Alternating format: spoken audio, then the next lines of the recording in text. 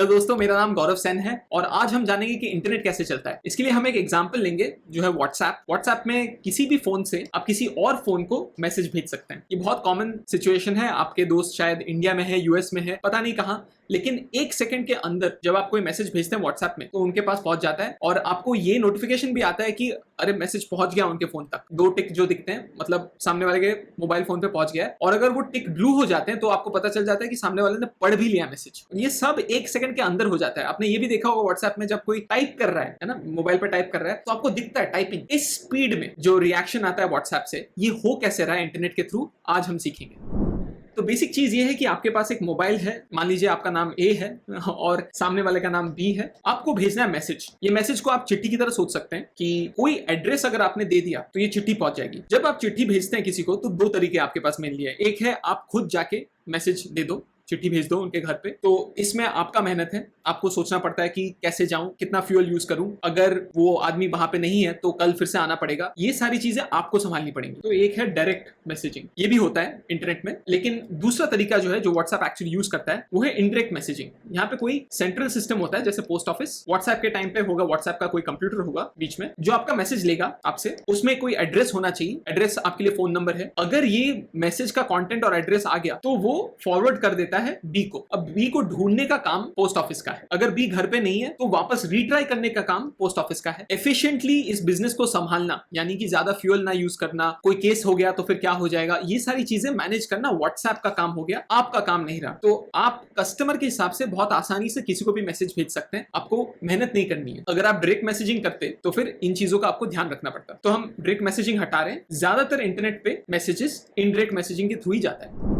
इसमें सबसे बड़ा प्रॉब्लम आता है कि मुझे भेजना है एक मैसेज व्हाट्सएप के कंप्यूटर को। अब व्हाट्सएप का कंप्यूटर कहाँ है? अगर फिजिकल कोई लोकेशन होता तब तो मैं लिख देता हूँ एड्रेस। अगर मोबाइल फोन होता है तो फिर मोबाइल का नंबर ढूंढ के मैं निकाल देता हूँ। इंटरनेट पे मोबाइल नंबर की तरह ही एक कॉन्सेप्ट है जिसको कहते हैं आईपी एड्रेस। आईपी एड्रेस एक नंबर होता है, उसको लेकर आप किसी भी दुनिया के कंप्यूटर को यूनिकली आइडेंटिफाई कर सकते हैं। आधार नंबर की तरह सोच लीजिए कंप्यूटर्स के लिए। अभी आपको भेजना है व्हाट्सएप के आईपी एड्रेस पे एक मैसेज। अभी भी एक प्रॉब्लम है। आईपी एड्रेस मान लीजिए आपके पास है, भेजेंगे कैसे मैसेज? आपके राउटर के साथ कनेक्ट करके आपका कंप्यूटर भेजेगा मैसेज आपके राउटर को। आपका राउटर कनेक्ट करेगा आपके इंटरनेट सर्विस प्रोवाइडर के पास। जियो हो, वोडाफोन भी है, एयरटेल भी है, अलग अलग इंटरनेट सर्विस प्रोवाइडर होते हैं। उनके पास मैसेज जाएगा सबसे पहले। वो कहेंगे ठीक है, हमने आपसे पैसे लिए, अब तो आपका मैसेज हम कैसे भी करके पहुंचा के छोड़ेंगे उस एड्रेस तक। तो ये जो आपका आईएसपी है वो आपके लिए पोस्ट ऑफिस है यहाँ, है ना। उसके पास एक बार मैसेज आ गया और आपने पैसे दे दिए और अगर आपने एड्रेस भी दे दिया आईपी एड्रेस, तो वो मैसेज पहुंचाने का काम कर लेगा।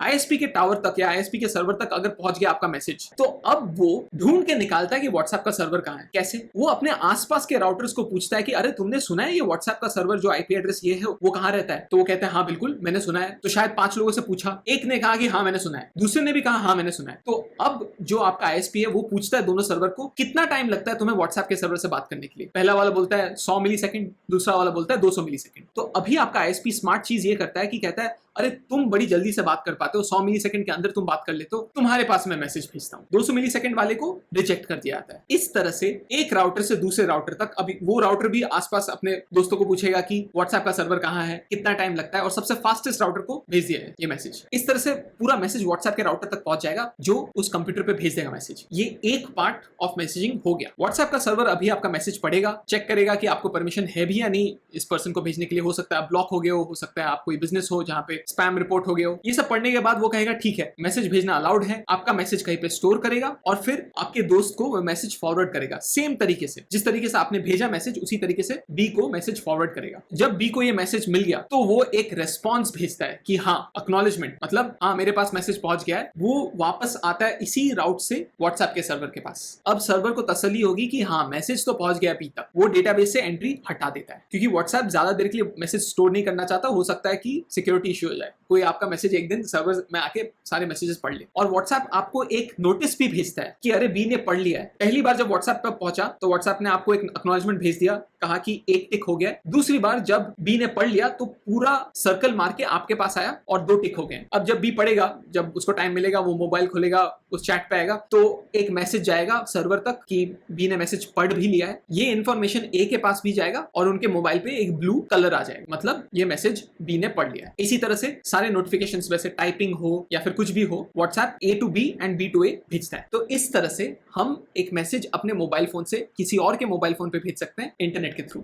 एक इंटरेस्टिंग चीज है यहाँ पे, जब मैसेज भेजते हैं आप कहते हैं whatsapp.com या facebook.com या netflix.com। आप मोबाइल नंबर पहले ना याद रखते थे कि पूरा मोबाइल नंबर याद करके आप मैसेज भेजते थे। इंटरनेट पे देख लिया कि ये चीज ठीक से चलती नहीं है, मोबाइल नंबर याद रखना मुश्किल है, आईपी एड्रेस और भी लंबा होता है। तो उस पूरे नंबर को याद रखने की जगह हम सिर्फ कंपनी का नाम याद रखते हैं, Amazon, Facebook, Google। और ये जो वेबसाइट टू आईपी एड्रेस का जो मैपिंग है, हर वेबसाइट के खिलाफ आईपी एड्रेस भी तो कहीं स्टोर करना पड़ेगा, उसको कंपनियां संभालती है। उनको कहते हैं डोमेन नेम सर्वर्स। GoDaddy आपने शायद सुना होगा, एक कंपनी है जो बहुत बड़ी, 80% सारे दुनिया के वेबसाइट टू आईपी एड्रेस वही याद रखती है। बाकी AWS भी है और भी छोटे छोटे कंपनीज हैं। बट ये एक इंटरेस्टिंग चीज है कि हमारा ISP, उसको भी नहीं पता कि फेसबुक कहाँ पे है। ये मेंटेनेंस, डिक्शनरी मेंटेनेंस कहीं और संभालते हैं। बाकी जो राउटिंग है कि आपका मैसेज कैसे भी करके पहुंचाना है, वो ISP संभालता है। इसका एग्जांपल ये होगा कि अगर आप 100 डायल करते हैं मोबाइल पे तो पुलिस स्टेशन के साथ कनेक्ट हो जाता है और वो आपके शहर के पुलिस स्टेशन के साथ कनेक्ट होता है। ऐसा नहीं है कि पूरे देश में एक ही पुलिस स्टेशन है जहां पे सब लोग 100 डायल करते हैं तो वहीं पे जा रहा है। वो पता करते हैं कि अच्छा चेन्नई से किसी ने 100 डायल किया है तो चेन्नई के पुलिस स्टेशन पे भेज दो, मुंबई वाले ने किया तो मुंबई